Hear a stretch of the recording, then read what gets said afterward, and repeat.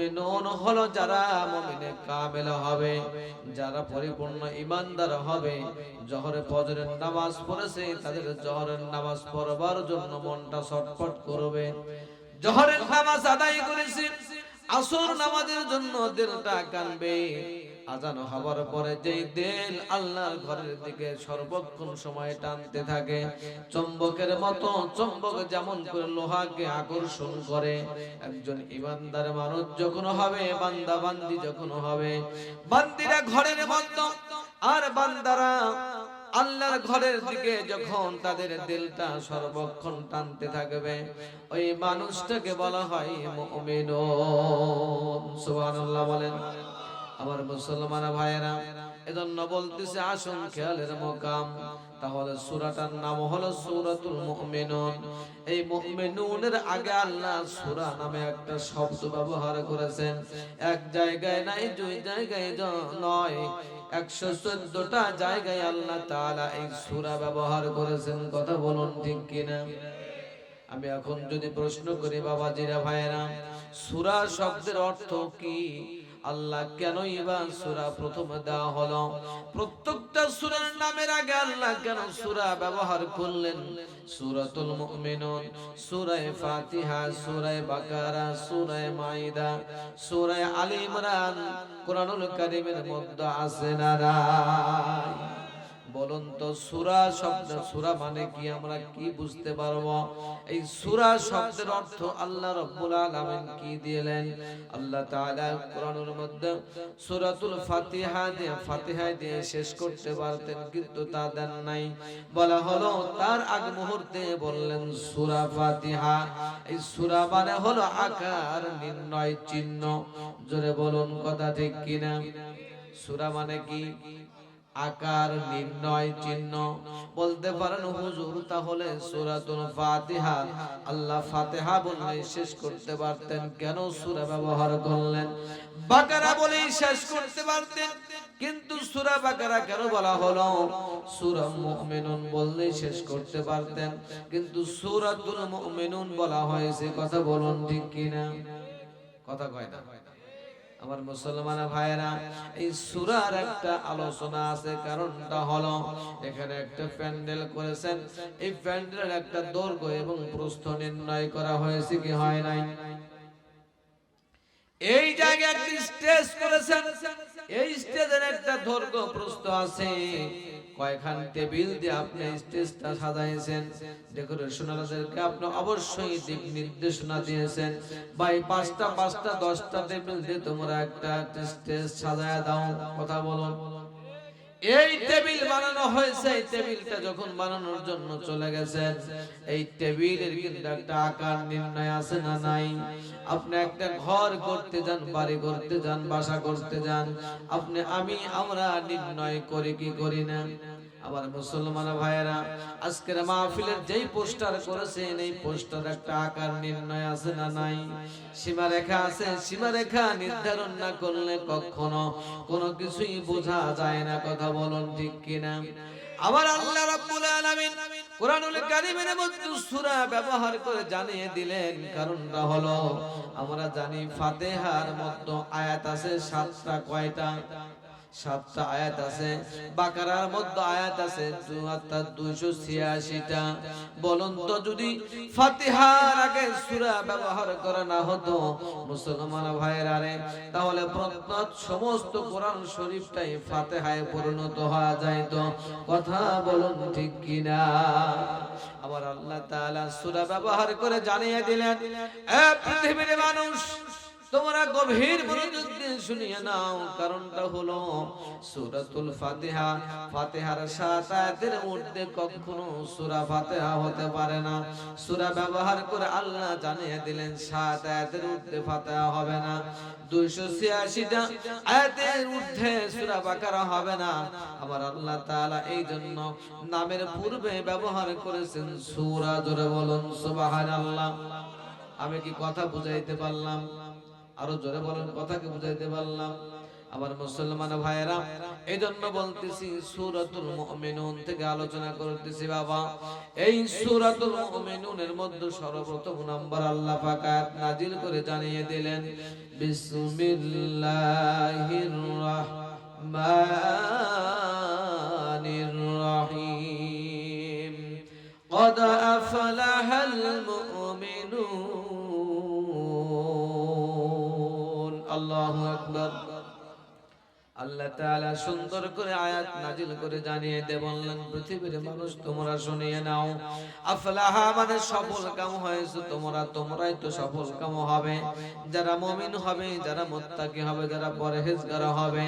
আল্লাহ তাআলা পরবর্তী আয়াতে জানিয়ে দিয়ে বললেন, আল্লাযীনা হুম ফি সালাতিহিম খাশিউন।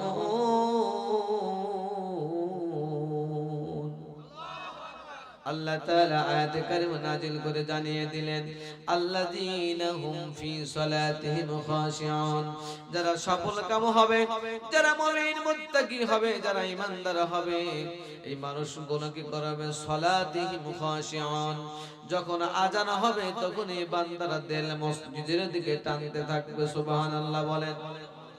যখন আজান হবে তখন এই বান্দারা দিল মসজিদের সঙ্গে লাগানোর চেষ্টা করবে। সালাতিহিম খাশিউন, যখন নামাজ দণ্ডায়মান হয়ে যাবে তখন ওই বান্দা এত নম্র বিনয়ী হবে, যত ভদ্রতার চিত্তে দাঁড়িয়ে যাবে। আল্লাহ বলেছেন, খাশিউন, বান্দা বিনয়ী হয়ে নামাজ আদায় করো। জোরে জোরে বলুন কথা ঠিক কিনা? আমার মুসলমান ভাইয়েরা, আমি বিষয়টা নিয়ে এই আয়াতের শানে একটা আলোচনা করব, গভীর মনোযোগ দিয়ে শুনবেন। আব্দুল্লাহ বিন মুবারক ওই জামানার একজন শ্রেষ্ঠতম আল্লাহর ওলি ছিলেন।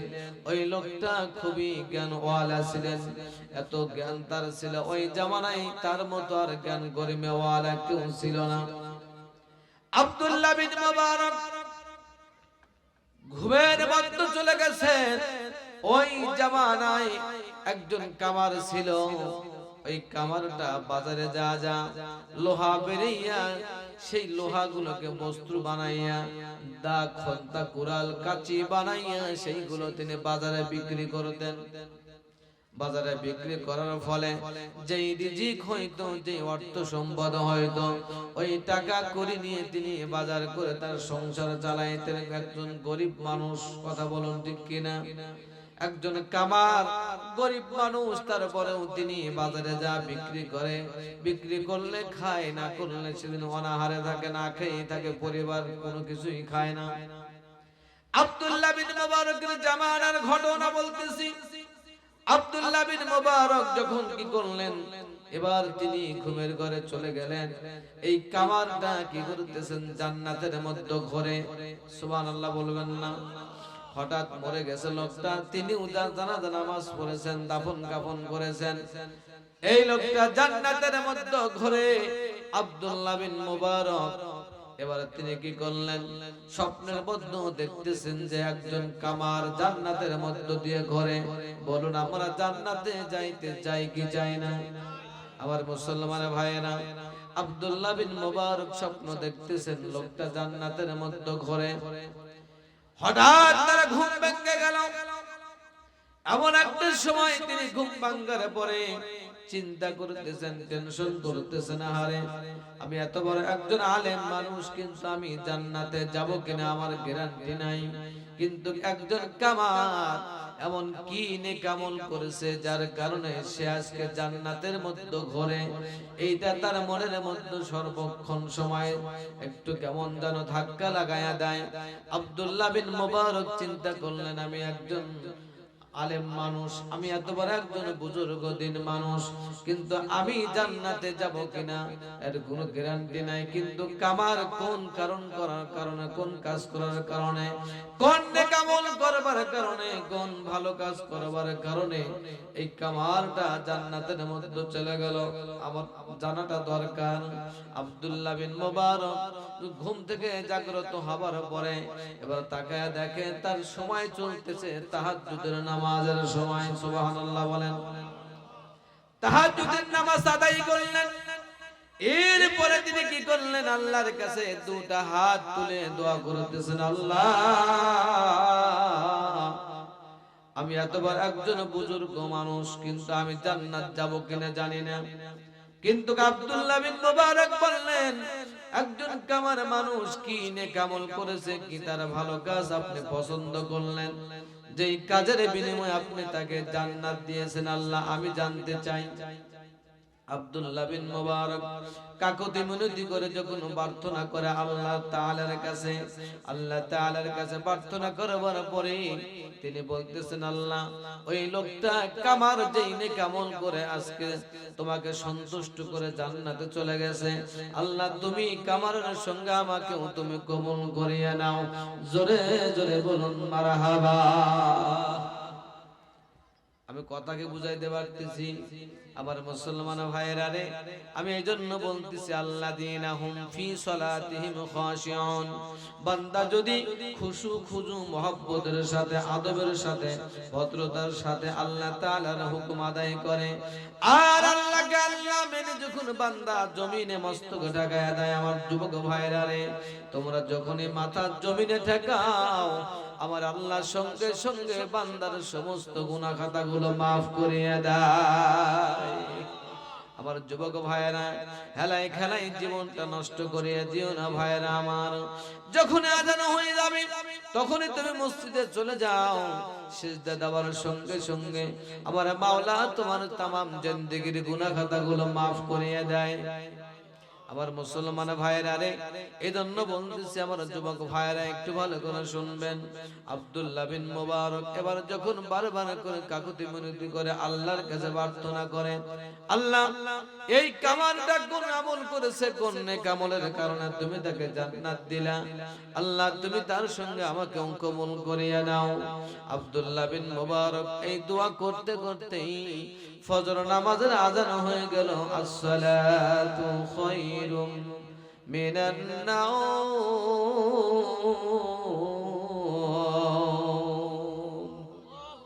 জোরে বলুন আল্লাহু আকবার। ফজর নামাজের আযান হয়ে গেল। আব্দুল্লাহ বিন মুবারক চলে গেলেন মসজিদে, যাবার পরে নামাজ আদায় করলেন। আদায় করবার পরে যারা আল্লাহ ওয়ালা মানুষ হয় তারা দেখবেন সহজে কিন্তু মসজিদ থেকে বাহির হইতে চায় না, কথা বলুন। আর যাদের ভিতরে ঈমান নাই, শুধু ঘড়ির দিকে তাকায়া থাকে, কোন সময় ইমাম সাহেব নামাজ পড়াইবে, 1 মিনিট পাস হওয়ার সাথে সাথেই গলা খেকর শুরু হয়ে যায়। তার মানে বুঝায় হুজুর নামাজ পড়ান না কেন। আবার যখন দাঁড়ায় অর্থাৎ তাশাহুদের মধ্যে চলে যায়, ইমাম সাহেবের হয় নাই, মুসল্লি গলা শুরু করে দেয়, কি বলেন আপনাদের এলাকায় নাই, শুরু করে দেয় ইমাম সাহেব সালাম ফিরান তাড়াতাড়ি আমার হয়ে গেছে। আমার মুসলমান ভাইয়েরা, ইচ্ছাকৃত যদি কোন মুসল্লি এরকম ভাবে গলা সে করে দেন, বলুন নামাজ ফাসেক হয়ে যাবে, নামাজ হবে না। কথা কি ঠিক বললেন না ঠিক বললেন? আমার মুসলমান ভাইয়েরা, আমি এই বিষয়টা বলতেছি কারণ হলো আব্দুল্লাহ বিন মুবারক নামাজ আদায় করলেন, নামাজ শেষ হয়ে গেল। এবার তিনি কিছু ওয়াজিফা করলেন, সুবহানাল্লাহ, আলহামদুলিল্লাহ, আল্লাহু আকবার, লা ইলাহা ইল্লাল্লাহ, এরকম ভাবে তাসবিহ তাহলিল করবার পরে এবার তিনি মসজিদ থেকে বাহির হইলেন, মনে মনে নিয়ত করলেন। আব্দুল্লাহ বিন মুবারক বলেন, আমি মনে মনে নিয়ত করলাম আমি চলে যাব সেই কামারের বাড়িতে, দেখি সেই কামার কি নেক আমল করলো, তার কোন নেক আমল আল্লাহ তাআলা পছন্দ করেছেন, কবুল করেছেন, যেই নেক আমলের কারণে আল্লাহ তাকে জান্নাতবাসী করেছেন। চিল্লায়ে জোরে বলুন মারহাবা। আমার মুসলমান ভাইরা, আমাদের জানা দরকার আছে না নাই? নেক আমল করা দরকার আছে না নাই? আমরা বলি যদি এখন যে ইশারের নামাজ আমরা কয়জন আদায় করেছি, আমরা হয়তো অনেকেই হাত তুলতে লজ্জাবোধ করব, কথা বলুন, কথা কয় না। কিন্তু মুসলমান ভাইরা, আল্লাহর হুকুমটা ছিল আগে, যখন আযান হয়ে গেছে ওই সময় নামাজের জন্য আমাকে আপনাকে সকলকে যাওয়া দরকার আসলে কি ছিল না? কিন্তু মুসলমান ভাইরা একটু গভীর মনোযোগ, তোমরাও যুবক, আমি একজন যুবক মানুষ, বয়স কিন্তু তেমন হয় নাই। মুসলমান ভাইরা রে, আমার যুবক ভাইরা, পায়ে ধরে আজকে বলে গেলাম, কারণ হলো এই যে প্যান্ডেল করেছেন এই প্যান্ডেলে মানুষ ধরতো না যদি ইউটিউবের বড় বড় বক্তারা হেলিকপ্টার নিয়ে আসতো। কথা কয় না? বলেন তো, হেলিকপ্টারের বক্তারা আসার পরে এখানে মানুষদের ভরে গেলেন, ওয়াজ শুনতে শুনতে শহীদ হয়ে গেলেন, ঠিক আছে, কিন্তু ফজরের নামাজ নাই, ওই ওয়াজ দিয়ে আল্লাহ পর্যন্ত যাওয়া যাবে? আরো জোরে বলেন। আমার মুসলমান ভাইয়েরা, যে বলে আয় রে তার পিছনে যাই রে, যাওয়া যাবে না, নিজের একটা বোধ শক্তি আছে, বুঝ পরামর্শ আছে, কথা বলুন ঠিক কিনা? আমার মুসলমান ভাইয়েরা, এজন্য বলতেছি আমি সিরাজগঞ্জ থেকে এসে আপনাকে আমি হেদায়েত করতে পারবো না। হেদায়েত যদি আপনি হেদায়েতের পথে না হাঁটেন, আপনি নিজে পরিবর্তন না হন, সংশোধন না হন, আমি সিরাজগঞ্জ থেকে এসে আপনাকে কিন্তু হেদায়েত করতে পারবো না, কথা বলুন ঠিক কিনা? আমার মুসলমান ভাইয়েরা, যুবক ভাইয়েরা, পায়ে ধরে বলে গেলাম, যখন আজান হয় তখন সমস্ত কাজ কর্ম ছেড়ে দিতে হবে। কারণ হলো এই আলোচনা থেকে আপনাকে বুঝতে হবে, শিক্ষণীয় বিষয় মানতে হবে, সেটা হলো এই লোকটা জান্নাতে গিয়েছিলেন একটা নেক কাজ করার কারণে। একটা ভালো কাজ আল্লাহ তার কাছে, আল্লাহ তাআলার কাছে ভালো পছন্দ হয়েছিল, আল্লাহ তাআলার কাছে খুবই তার কাছে এই কাজটা ভালো লেগেছিল। এই বান্দার কাজটা আল্লাহ সেই কাজটাকে উসিলা করে জড়িয়ে করে বান্দার তামাম জিন্দেগীর গুনাহ খাতাগুলো maaf করে তারে জান্নাতের মধ্যে জায়গা করে দিয়েছেন। চিল্লায়া জোরে বলুন মারহাবা। আমার মুসলমান ভাইয়েরা, সেই নেক কাজটা কি, এই কথাটা বলতেছি আমি, একটু ভালো করে খেয়াল করবেন। এইবার চলে গেলেন আব্দুল্লাহ বিন মুবারক, মনে মনে স্থির করলেন, না না না, আমাকে অবশ্যই এই কাজটা কি কাজ করে সে জান্নাতে চলে গেল, এই কাজটা আমাকে দেখতে হবে, জানতে হবে, আমি সেই কাজ করব যাতে আল্লাহ তাআলা আমাকে কামরের মতো জান্নাত দেয়। সুবহানাল্লাহ। আমার মুসলমান ভাইয়েরা রে, এবার যখন কামার কি করলেন, কামারের বাড়িতে চলে গেলেন, যাবার পরে সকালবেলা যখন চলে গেছেন বাবা, এবার তার বিবি জীবিত আছে, ঘরের দরজায় যা যখন করাঘাত করা হলো, এবার যখন ঘরের মধ্য থেকে কথা চলে আসলো, কে গো বাসার সামনে করাঘাত করলেন? ডাক দিয়ে বললেন, আমি আব্দুল্লাহ বিন মুবারক। এবারে বললেন, হুজুর আপনি এত সকালবেলা ভোরবেলা আপনি আমার বাড়িতে আসলেন, কারণটা কি, কি রহস্য বলেন? আব্দুল্লাহ বিন মুবারক ডাক দিয়ে বললেন, ও মা, আমি তোমার নিকটে আসছি একটা জিনিস জানার জন্য, আমার ইচ্ছা হয়, কৌতূহল হয় মনের মধ্যে। কি কৌতূহল? আল্লাহর একজন আলেম মানুষ আপনি, আপনি খাস একজন ওলি মানুষ, আপনি আমার বাড়িতে আগমন করেছেন সকালবেলা ভোরবেলা, কি মনের কৌতূহল ব্যক্ত করেন বলুন? ঘরের মধ্য থেকে জবাব চলে আসার পরে আব্দুল্লাহ বিন মুবারক ডাক দিয়ে বললেন, মা গো, তোমার স্বামী মারা গেছে? বলে, জি আমার স্বামী মারা গেছে। কতদিন হলো? বলে, প্রায় 1 মাস হয়ে গেছে। ডাক দিয়ে বললেন, মা তোমার স্বামী কবরের মধ্যে কেমন আছে তুমি কি কোন সময় জানতে চেয়েছো নাকি? ডাক দিয়ে বললেন, হুজুর আমার মতো নাদান মূর্খ মানুষ, মহিলা মানুষ, আমি কি পারবো আমার স্বামী কেমন আছে আমি তো বলতে পারবো না। ডাক দিয়ে বললেন, এবার ডাক দিয়ে বললেন, মা গো তাহলে তুমি শোনো, আমি ঘুমের ঘরে ছিলাম, আল্লাহ তাআলা আমাকে স্বপ্নের মাধ্যমে জানিয়ে দিয়েছে, দেখানো হয়েছে আমাকে। কি দেখলেন হুজুর?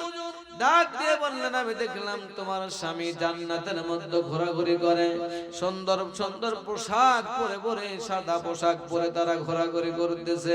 জোরে জোরে বলুন মারহাবা। আমার মুসলমান ভাইয়েরা, সাদা পোশাক হলো সবচাইতে সুন্দর পোশাক, কথা বলুন। আর সাদা পোশাক নিয়ে জান্নাতের মধ্যে ঘোরাঘুরি করতেছে। এবারে ডাক দিয়ে বললেন, মা গো আমি এই জন্য তোমার বাড়িতে আসছি মা। মা ডাক দিয়ে বললেন, হুজুর কি সমস্যা আপনি ব্যক্ত করেন? ডাক দিয়ে বললেন, মা গো আমি আসছি, তোমার স্বামী তো কামারের কাজ করেছে। বলা, হ্যাঁ। এই কামার মানুষ এমন কি নেক কাজ করেছে, এমন কি নেক আমল করেছে, যেই নেক কাজটা আল্লাহ তাআলা কবুল করে, পছন্দ করে, ওই তোমার স্বামীকে কামারকে আল্লাহ জান্নাত দিল, আমি জানতে চাই। আবার মুসলমান ভাইয়েরা, এবার মা ডাক দিয়ে বললেন, কামারের স্ত্রী ডাক দিয়ে বললেন, হুজুর আমার স্বামীরতে এমন কোন নেকামল দেখি না, আমি এমন কোন নেকামল আমি দেখি না যে নেকামলের কারণে আল্লাহ তাকে জান্নাত দিবে। কি কারণে আল্লাহ দিলে আমি তো জানি না। ডাক দিয়ে বললেন, না না অবশ্যই তুমি জানো। আমার মুসলমান ভাইয়েরা বলুন তো, ঘরে যদি স্বামী খারাপ হয় আগে জানে কে? হ্যাঁ, আমার বস বুঝতেছেন না? আগে জানে হলো স্ত্রী, বিবি। তাহলে বিবি যদি জানে, আর বিবি যদি খারাপ হয় স্বামী জানে কি জানে না? ডাক দিয়ে বললেন, না মা, এইটা আমি বিশ্বাস করি না। কারণ হলো যেই লোকটাকে আল্লাহ জান্নাত দিলেন, এই লোকটা সামান্যতম ইবাদত করে জান্নাতে যায় নাই। আল্লাহ কোন নেকামল তার কবুল করেছে, পছন্দ করেছেন, যার বিনিময়ে আল্লাহ তাআলা তাকে জান্নাত দিয়ে দিয়েছেন। আমি জানতে চাই মা, তুমি সত্যি করে বলো, মিথ্যা কথা বলিও না মা, তুমি সত্য করে বলো। এবার যখন বারবার করে কাকুতি মিনতি করে মুসলমান ভাইয়েরা, ওই সময় ওই মা জননী আব্দুল্লাহ বিন মুবারককে ডাক দিয়ে বললেন, হুজুর আমার স্বামীর এমন কোন নেকামল আমার চোখে পড়ে নাই, ধরা পড়ে নাই, এমন কোন ভালো কাজ আমার মনে ধরা পড়ে নাই, কিন্তু একটা কাজ আমি দেখেছি আমার স্বামীকে আমার বিবাহ হওয়ার পর থেকে আমি যতদিন আমার স্বামী জীবিত ছিল আমি দেখেছি যখনই মসজিদে আজান হয়ে গেছে আমার স্বামী কামারের কাজ করেছে। কিন্তু আমার স্বামী যেই সময় লোহাকে পোড়াইয়া লাল বানায়া ফেললো, ওই সময় লোহা পিটাইয়া বস্ত্র বানাইবে, হাদা কোনটা খুরাল কাশি যেটাই হোক না কেন, এমন সময় তিনি কি করেছেন, আজান হয়ে গেছে আর ওই হাতুড়ি সামনের দিকে না ফালাইয়া তিনি পিছনের দিকে ফেলিয়ে দিয়েছেন। জোরে বলুন মারহাবা। বলুন তো আমাদের সমাজে এই কাজ আছে না? আছে? আজান দেওয়ার পরে বলি না এখনো 10 মিনিট আছে, দেরি করো। কামলাকে বলি তোমরা কাজ করতে থাকো, আরো 10 মিনিট আছে। অথবা নামাজে গেলে অনেক মালিকের কিন্তু মন বেজার হয়, কথা বলুন ঠিক কিনা? খায়া দেয়া কাজ নাই, শুধু নামাজ পড়া নিয়ে বসে থাকো, তাই কি চলে নাকি?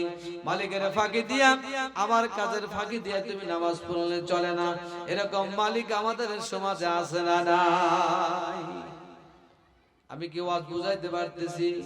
আমার মুসলমান ভাইয়েরা, এই যে কামার যখন জান্নাতে চলে গেলেন, বিবি ডাক দিয়ে বললেন, হুজুর আমার জানা মতে আমার বিবাহের পর থেকে দেখেছি আমার স্বামী যতদিন পর্যন্ত নেকামলের মধ্যে একটা নেকামল আমি দেখেছি, যখনই আজান দিত তখন তিনি সমস্ত কাজকর্ম ফালাইয়া দিয়া নামাজের জন্য তিনি দৌড় মেরে চলে যেতেন, জামাতে নামাজ আদায় করে দেন। জোরে জোরে বলুন মারহাবা। আমাদের সমাজে কি এখন এই নিয়ম আছে? আছে? মসজিদে আজান হবার পরে আমরা কয়েকজন মসজিদে মুসল্লি যাই, যে মসজিদ করেছেন বাবা, ওই মসজিদে তো আজান হবার পরে নামাজের জায়গা সংকলন হওয়ার কথা। সমস্ত মানুষ যদি মসজিদে যাইতো, মসজিদ ভরে জায়গা সংকলন হওয়া যাইতো, কথা বলেন ঠিক কিনা? আমার মুসলমান ভাইরা, আমি আসার সময় দেখলাম মেলার মধ্যে কত অর্থাৎ ভাইরা, বাবাজিরা, মায়েরা, বোনেরা আছেন। ও মা, একটু পর্দা করতে হবে, পর্দা করতে হবে। পর্দা করলে আল্লাহ তোমাদেরকে জান্নাত দিবে। জোরে জোরে বলুন কথা ঠিক কিনা? আবার মায়েরা, বোনেরা, তোমাদের শানে সুন্দর একটা আলোচনা চলে আসবে, যদি সময় পাই অবশ্যই করব। তিনটা মেয়ে, তিনটা মা জান্নাতে চলে যাবে। তিনটা মা বিনা হিসেবে আল্লাহ তাদেরকে জান্নাত দিয়ে দিবে। সুবহানাল্লাহ বলেন।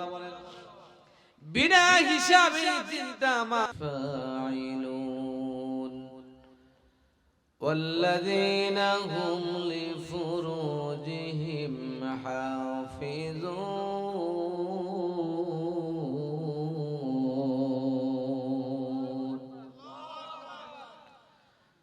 وقال تعالى في شان حبيبه إن الله وملائكته يصلون على النبي يا أيها الذين آمنوا صلوا عليه وسلموا تسليما بلغ العلا بكماله كشف الدجى بجماله حسنت جميع خصاله صلوا عليه وآله بلغ العلا بلغ العلا بكماله كشف الدجى بجماله حسنت جميع خصاله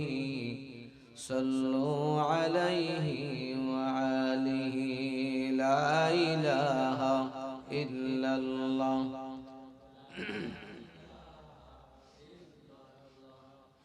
لا إله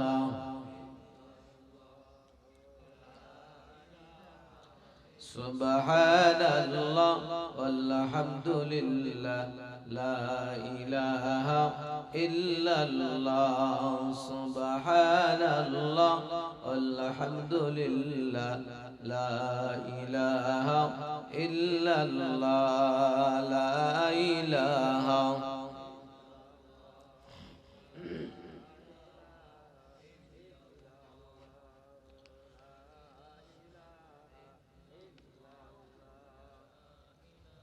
বহু দূরে মাদিনা মোরা কেমনে যাব জানি না দয়ার আল্লাহ দয়া করো দয়ার আল্লাহ দয়া করো নসিব করো মাদিনা লা ইলাহা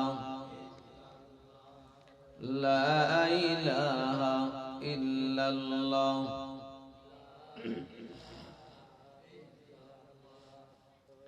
لا إله إلا الله محمد رسول الله সকলে বলি সাল্লাল্লাহু আলাইহি ওয়াসাল্লাম। ময়মনসিংহ জেলার অন্তর্গত শিরিরচালা জামে মসজিদের উদ্যোগে বাৎসরিক ওয়াজ মাহফিল ও দোয়া অনুষ্ঠান। আজকের মাহফিলের সুযোগ্য সুদক্ষ সম্মানিত সকলেরই ভোটে নির্বাচিত সভাপতি আলহাজ মাওলানা মোহাম্মদ আকরামুল ইসলাম সাহেব সুপার শিরিরচালা রহমানিয়া দাখিল মাদ্রাসা অধ্যক্ষের আজকের মাহফিলের প্রধান অতিথি জনাব আলহাজ মোহাম্মদ মোর্শেদ আলম আহ্বায়ক ভারপ্রাপ্ত ভালুকা উপজেলা বিএনপি। বিশেষ অতিথি আলহাজ আবু সাইদ জুয়েল সভাপতি যুবদল 10 নং হবিরবাড়ি ইউনিয়ন শাখা। আজকের মাহফিলে আলোচনা করে ধন্য করবেন জাতীয় সংসদের কোরআন তেলাওয়াতকারী আলহাজ হযরত মাওলানা আজিজুল হক সরকার সাহেব, শ্রেষ্ঠ ইমাম, পুরস্কার প্রাপ্ত ইসলামিক ফাউন্ডেশন, ঢাকা। এতক্ষণ পর্যন্ত আলোচনা করে ধন্য করেছেন গর্বিত মায়ের গর্বিত সন্তানেরা এবং মাহফিল পরিচালনায় আছেন মুফতি ওমর ফারুক, ইমাম ও খতিব শিরিরচালা জামে মসজিদ। সকলের জন্য দোয়া রইল বারাকাল্লাহু ফি হায়াতি। সকলে একবার পড়ুন আমিন। আর একটু জোরে বলা যাবে কি?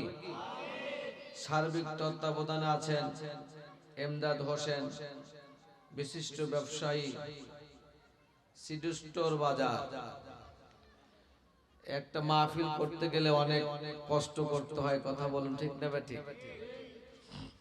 সকলের প্রতি শ্রদ্ধা রেখে সামনে উপস্থিত আছেন মুরব্বিয়ানে কেরাম, সমবয়স্ক বন্ধুবর, স্নেহের কচিকাচারা, পর্দার অন্তরে দোয়ার খনি, মাতার মণি, অবলা সরলা মা এবং বোনেরা, আমি একবার সালাম বিনিময় করেছি, আবারও সালাম দিচ্ছি। আসসালামু আলাইকুম ওয়া রাহমাতুল্লাহ। আমি জানতে চাচ্ছি সকলে কেমন আছেন? আলহামদুলিল্লাহ। সর্বপ্রথম সে আল্লাহ পাকের শুকরিয়া করে নিচ্ছি যে আল্লাহ জাল্লা শানুহু আমাদেরকে দুনিয়ার সমস্ত কাজকর্ম হতে বিরত রেখে সেই সিরাজগঞ্জ থেকে আল্লাহ পাক আমাকে বাঁচিয়ে রেখে সুন্দরভাবে রাস্তা নিরাপদ করে আপনাদের মাঝে হাজির করেছেন দু একটি কোরআন এবং হাদিসের কথা বলার জন্য। কথা বলুন ঠিক কিনা? সে আল্লাহ পাকের শুকরিয়া করি যে আল্লাহ রাব্বুল আলামিন সমস্ত আফত বিপদ মুসিবত থেকে রক্ষা করে আপনাদের মাঝে হাজির করেছেন। সে আল্লাহ পাকের শুকরিয়া সকলে পড়ে আলহামদুলিল্লাহ। আর একটু জোরে বলুন তদুপরি লাখ কোটি দরুদ সালাম সেই নবীর প্রতি বর্ষিত হোক যে রাসূল সাল্লাল্লাহু আলাইহি ওয়াসাল্লাম পৃথিবীর জমিন থেকে ইশারা করে চন্দ্র দ্বিখণ্ডিত করেছিলেন। এরপরেও আবু জেহেল হেদায়েত গ্রহণ করছে কি? আমি আপনাদের কাছে একটা প্রশ্ন করব, বলুন তো হেদায়েতের আল্লাহ আবু জেহেলকে হেদায়েত করে নাই নাকি আবু জেহেল হেদায়েত প্রাপ্ত হয় নাই? হেদায়েত প্রাপ্ত হয় নাই। সঠিক উত্তর হয়েছে কারণ মানুষ যদি হেদায়েতের পথে হাঁটে আল্লাহ অবশ্যই তাকে হেদায়েত দিবেন। কথা বলুন ঠিক কি না? আবু জেহেল কখনো হেদায়েতের পথে হাঁটে নাই।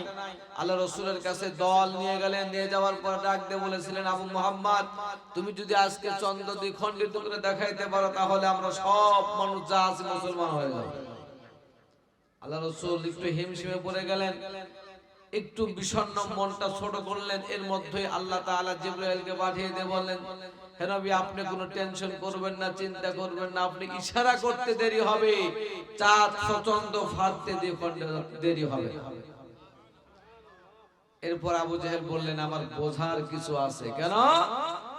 তিনি বললেন, আমি দেখেছিলাম জাদুবিদ্যা শুধু জমিনেই চলে, আসমানেও চলে, এত আমি জানি না। নাউযুবিল্লাহ বলেন। আবু জেহেল পরীক্ষা করেছেন কি দিয়ে? চন্দ্র দ্বিখণ্ডিত করে দেখাইতে পারলে। এটাও পরীক্ষা ছিল রাসূলকে আবু জেহেলের। আবু জেহেল শেষবারে বলেই ফেললেন, আমি দেখেছিলাম যে জাদুবিদ্যা শুধু জমিনেই চলে, আসমানে চলে, এটা আমার বিশ্বাস ছিল। সম্মানিত হাজিরিন, সেই রাসূলের শানে শত কোটি দরুদ ও সালাম সকলে পড়ি সাল্লাল্লাহু আলাইহি ওয়াসাল্লাম। সম্মানিত হাজিরিন, আমি আপনাদের সামনে পবিত্র কালামুল্লাহ শরীফ থেকে কয়েকটা আয়াতে কারিমা তেলাওয়াত করেছি। যেহেতু মসজিদের মাহফিল দিয়েছেন, মসজিদ কর্তৃক কিছু আলোচনা, বিষয় ভিত্তিক কিছু আলোচনা করা দরকার। কথা বলুন। আমাদের সমাজে আজকে মসজিদ হচ্ছে নতুন, কিন্তু মুসল্লি কমে যাচ্ছে, মুসল্লি দিয়ে ভরপুর হয়ে যাবে, কিন্তু ঈমান খুঁজে পাওয়া যাবে না। এগুলো কিসের আলামত? কিসের আলামত? কথা বলেন, কথা বুঝতেছেন না আপনারা আমার ভাষা? আমরা সিরাজগঞ্জের মানুষ, আমাদের ভাষা বুঝতে কি কষ্ট হয়? আপনাদের কষ্ট হয় না তো? আসুন, এই শানে আমি সূরাতুল মুমিনুন থেকে কয়েকটা আয়াতে কারিমা বেছে নিয়েছি, সাবজেক্টের উপরে কথা হবে। আমরা জানি যে মুমিন এক বচন বহু বচন, এক বচন আর বহু বচন। এই এক বচন হলো মুমিন, এটা হলো এক বচন। মুমিনুন হলো বহু বচন। এই বহু বচনের সূরা থেকে যে সূরাটার নাম হলো সূরাতুল মুমিনুন, এই সূরাটা 18 নম্বর পারায় কোরআনুল কারীমের মধ্যে কত পারায় আছে? 18 নম্বর পারার সর্বপ্রথম পৃষ্ঠাতেই আমি যে আলোচনা করেছি, আল্লাহ বলেছেন কদ আফলাহাল মুমিনুন। আফলাহা মানে সফল কাম। সফল কাম কখন হয়? যখন আমরা কোনো কিছু করে সাকসেস হই, তখন আমরা সফল কাম হই। কথা বলুন। আমার কথাটা বুঝবেন বাবা, আমি ছোট মানুষ, এলেম কালাম তো আমার নাই। একটা এরকম দাখিল মাদ্রাসায় চাকরি করি। আপনারা দেখেছেন আমার অর্থাৎ ওখানে লেখা আছে, আমার নামের নিচে লেখা আছে সহকারী মাওলানা তেতুলিয়া দাখিল মাদ্রাসা। আমি এরকম একটা দাখিল মাদ্রাসায় চাকরি করি। আরবি ব্যাকরণ যেটা বলেন, ইংরেজি গ্রামার, বাংলা গ্রামার আছে না, এইভাবে একটু বুঝবেন। সেটা হলো যে আফলাহা সফল কাম হয়েছে তারা, মুমিনুন যারা, নাকি বলেন? যারা মুমিনুন হবে, সকলকে উদ্দেশ্য করে বলা হয়েছে, একজন মুমিনকে বলা হয় নাই। এখানে কোরআনের মধ্যে মুমিন নামে সূরা আছে, মুমিনুন নামেও সূরা আছে। এখানে মুমিন হলো দুই প্রকার, একটা হলো মুমিনে কামেল, একটা হলো মুমিনে নাকিস। কামেল বলতে বোঝায় যিনি সরাসরি আল্লাহ পাক যাকে ঈমান দিয়েছেন, যারা পরিপূর্ণ ঈমানদার, তারা হলো মুমিনে কামেল। কথা কি বুঝতেছেন? আর যাদের মধ্যে মুমিনের মধ্যে একটু গুনাহ আছে, আমরা এক নামাজ এক ওয়াক্ত পড়ি আর 2 ওয়াক্ত পড়ি না, আমরা সবকিছুই বেঁচে চলি, তার মধ্যে দেখা যায় শরীয়তের কিছু ভুল ত্রুটি আমাদের মধ্যে আছে। আমরা কি সরাসরি মুমিন? আমরা গুনাহগার মুমিন। কি বলেন? মুমিন এক নাকেদ যাকে বলা হয়। সম্মানিত হাজিরিন, যে এই সূরাতুল মুমিনুন থেকে আলোচনা করে কিছু ঘটনা আলোচনা করব বোঝার তাগিদে, কিচ্ছা কাহিনীর জন্য না। আমাকে আপনাকে উপদেশ নসিহত করতে গেলে বিভিন্ন অ্যাঙ্গেলে বলতে হয়। কথা বলুন ঠিক কি না? নসিহতমূলক কিছু কথা, দুই একটি কথা। আমি সিরাজগঞ্জ থেকে এসে আপনাকে হেদায়েত, আল্লাহ আমাকে এই ক্ষমতা দেন নাই, আমার বলার উদ্দেশ্য আমি বলে যাব। হেদায়েত করবেন কে? আরো জোরে বলেন। আল্লাহ হেদায়েত করবেন। আমি শুধু নসিহতের বাণী আপনাদের মাঝে পৌঁছে দিয়ে যাব, উপদেশের বাণী পৌঁছে দিয়ে যাব, আর মানার যোগ্যতা আপনাকে পয়দা করতে হবে। নাকি বলেন? আপনি আমার কণ্ঠ দেখে পাগল হবেন, আমার চেহারা দেখে পাগল হবেন, হবে কি? আপনার ভিতরে মানার যোগ্যতা আগে আনতে হবে, এরপরেই তাহলেই আল্লাহ পাক আপনাকে হেদায়েত দিবেন। যদি আপনি হেদায়েত প্রাপ্তর দিকে না আগেন, তাহলে কি আল্লাহ দিবে? আবু জেহেলকে দেওয়া হয়েছিল? দেওয়া হয়নি। সম্মানিত হাজিরিন, আমি অল্প সময় আপনাদের মাঝে সময় বেঁধে দেওয়া হয়েছে, বড় জোর 10টা পর্যন্ত আলোচনা করব। আমি যতটুকু আলোচনা বাড়ির থেকে নিয়ত করে আসছি, আল্লাহ যেন বলার তৌফিক দেয়। সকলে পড়ি আমিন। একটু মহব্বতের সাথে আল্লাহর জিকির দিয়ে ইনশাআল্লাহ আলোচনা করব। লা ইলাহা, জবান খুলে লা ইলাহা,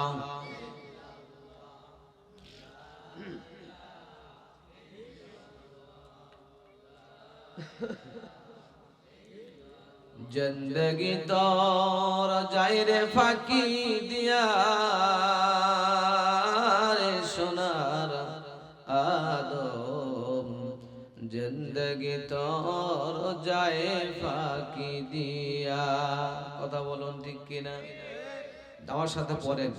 জিন্দগি তোর যায় রে ফাঁকি দিয়া রে সোনার আদম, জিন্দগি তোর যায় ফাঁকি দিয়া। লা ইলাহা ইল্লাল্লাহ,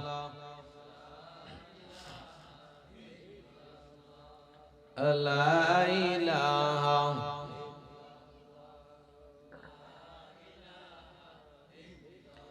লা ইলাহা ইল্লাল্লাহ মুহাম্মাদুর রাসূলুল্লাহ।